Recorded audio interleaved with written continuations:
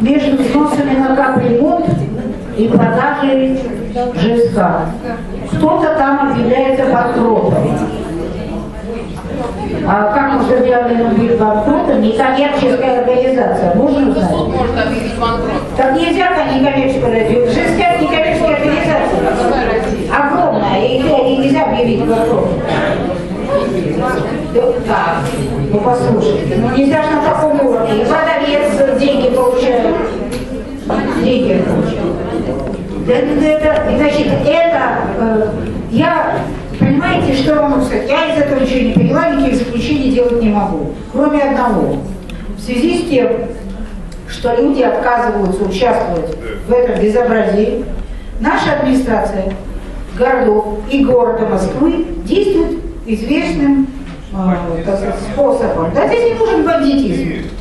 Девушки с деревенским уровнем, прожившие в Москве и так и не ставшие горожанами, не знающие ни своих прав, ни, между прочим, своих обязанностей во многом, пугаются от любого свистка и очень любят сказки братьев Гримм, адаптированные для северных славян, где все просто. Есть дядька, он с топором и всегда за углом.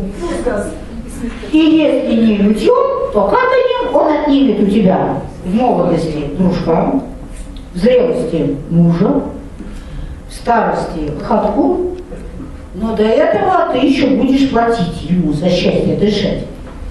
Значит, господа, это просто очередная вот эта вот история, либо это что-то превратно понято. Потому что жилищные кооперативы, разве некоммерческие организации могут быть объявлены банкротом? Я ничего не знаю, значит, но он повторяет, товарищество и ЖСК – это некоммерческие организации, они не бывают банкротами.